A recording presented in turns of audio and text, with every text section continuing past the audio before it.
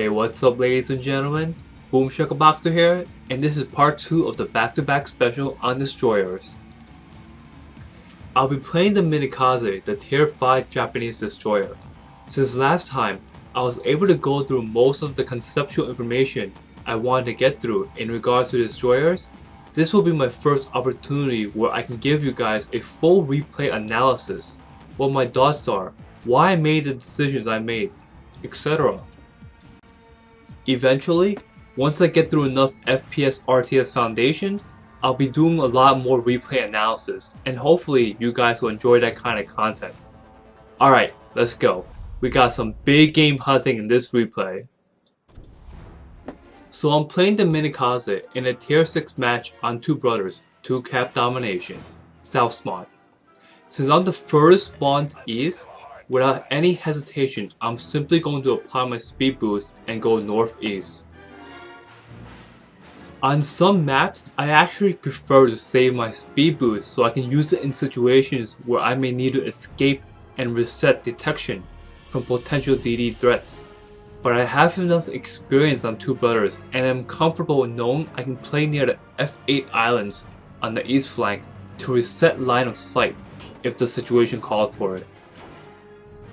I'm going to push north of this G7 island because that's a safe decision.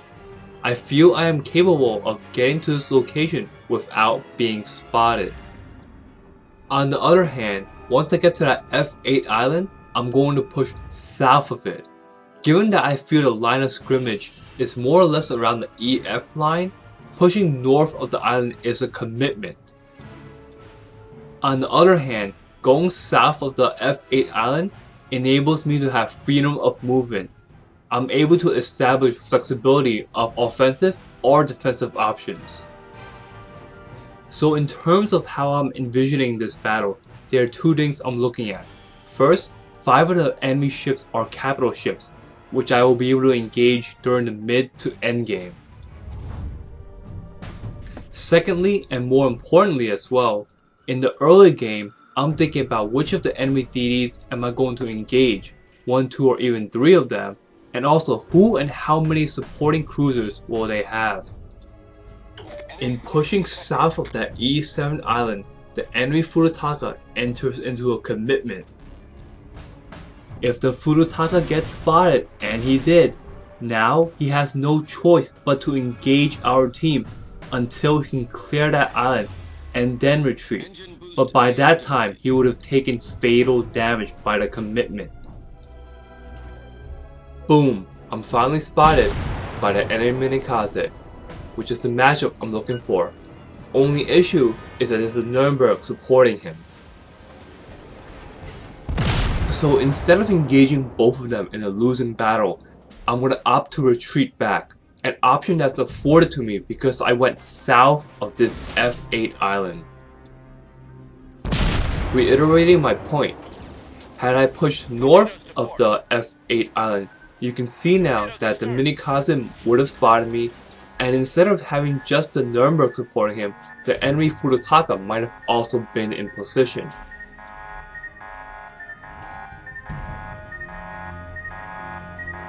I land a fortuitous torpedo strike on the enemy Minekaze, which will set me up for my mid game on the east flank. Earlier, I spotted an enemy DD on the western flank. As for the other DD, I haven't spotted him nor any extra sets of torpedoes launched on the eastern flank. With the enemy losing their primary set of eyes on the eastern flank, I know I will have great opportunities to push from here on out.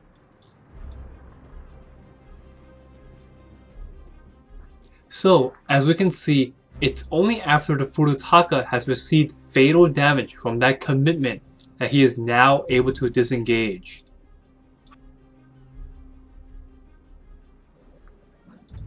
Unfortunately, it's a little too late, and he's going to take burn damage and sink. Something to note here, history repeats. Just like the Furutaka, the enemy battleship, the New York, makes the same fatal mistake. he enters into a commitment and puts himself into a situation where the only option is to engage. Similarly, however, I wanted to go after that New York, got a little too greedy, and completely forgot about that earlier Nuremberg, putting myself also into a commitment. With the island behind me, I'm unable to retreat, and I'm at the mercy of the enemy cruiser. My only saving grace is that I had the patience to save my panic smoke for moments like this. As luck would have it, the Nuremberg is unable to capitalize on his positioning against me, as in just a few moments, my ally Congo will be clearing the island and have direct line of sight. As you can see, this forces the Nuremberg to strain out and turn away from me, but because of his long ruddership, his actions actually enable me to get an excellent view of his broadside, just momentarily enough for me to capitalize on my torpedo salvo instead. Love me some cruiser kills, especially in a destroyer.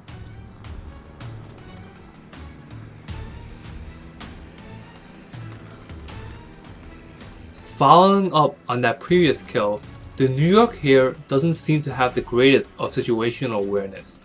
Although I only recently popped out of smoke, by now he should have had several earlier indications that there is an enemy DD near him. With no visible course adjustments made on his part, at this distance, my torpedo salvo will be a true strike.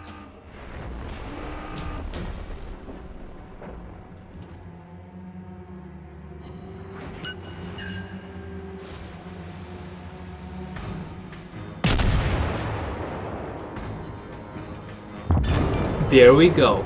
Enemy battleship foundered. Enemy battleship foundered.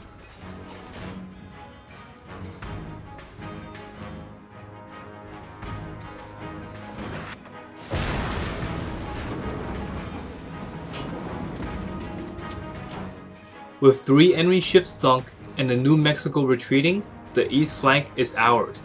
At times like these, it's best to prioritize mobility. This battle has been won, but there are other skirmishes still active, and we need to make mobility our first priority. Optimizing our damage by broadside salvos should be a secondary concern.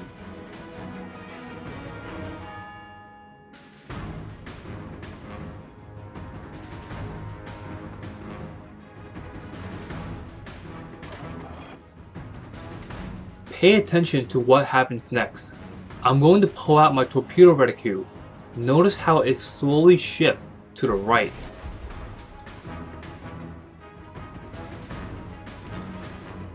I had originally thought that this New Mexico was in a full retreat mode, but realized he's actually trying to actively engage the Congo. So instead of launching torpedoes outside of my 6 kilometers ship detection range, I'm actually going to use the island to try to close in on him and fire point blank.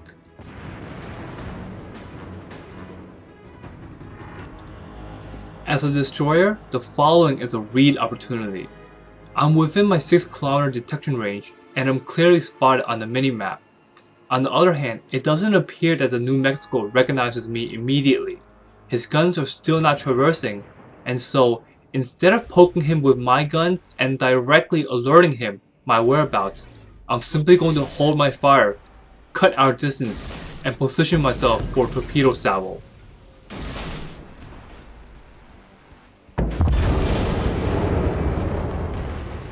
Enemy battleship destroyed. There are times when you should use your guns, but there are also times when you should hold fire and realize one hit from a torpedo is worth more than a minute's worth of artillery fire from a Japanese destroyer. The previous exhibit on the New Mexico was the latter. Engine boost deactivated.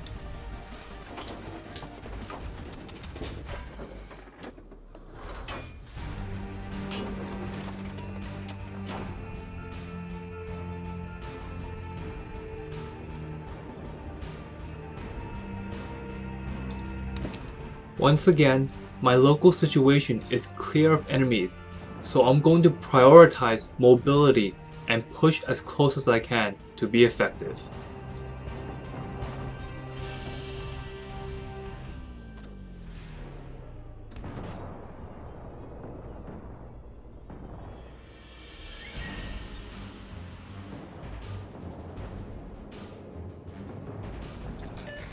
I'm sealing the distance against this New York and gradually entering into my torpedo range.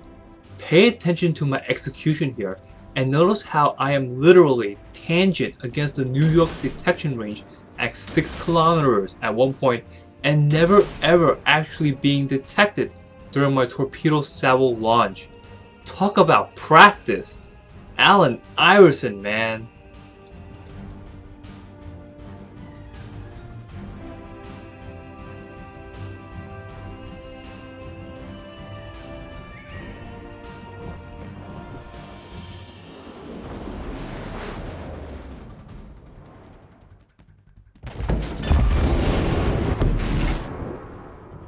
Boom shakalaka!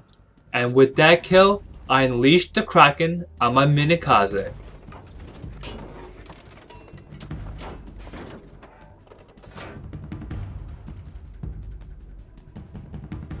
But we're in a DD in a late game situation. It's time for some big game hunting.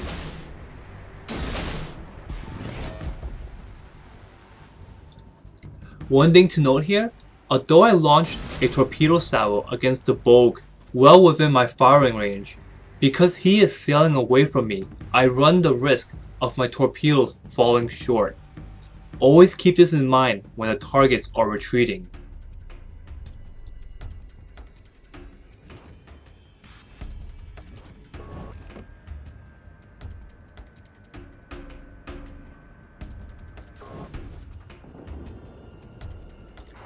On the other hand, the ARP Congo is closing distance against me. I smoke up to deny him vision and to try to get a read as to whether he picked me up earlier or not on his minimap. I don't notice any major course adjustments made, so I simply fire a basic torpedo salvo and hope for the best. Critical engine damage.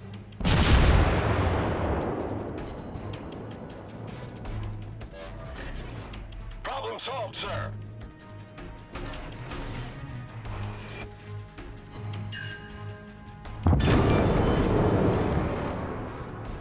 Enemy battleship sunk. With the Clemson and Mutsuki at low HP, this is a situation where you should be confident in your gun usage.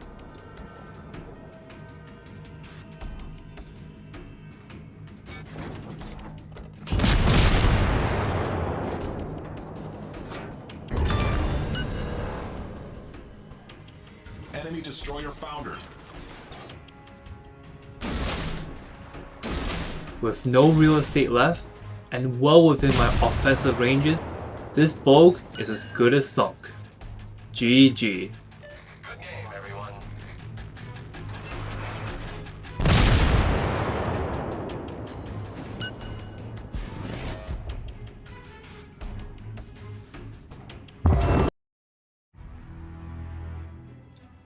And there you have it, folks.